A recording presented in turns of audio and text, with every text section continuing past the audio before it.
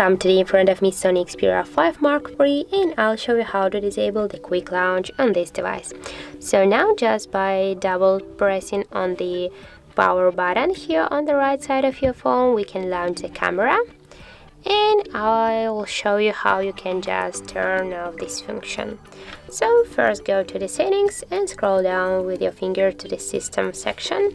Now just go to the gestures, and here you'll see the jump to camera section. Just to turn it off, tap once on the switcher, and now we'll check. Yes, can you see we just disabled this function. So that's how it looks. If you find this video helpful, leave like, comment and subscribe our channel.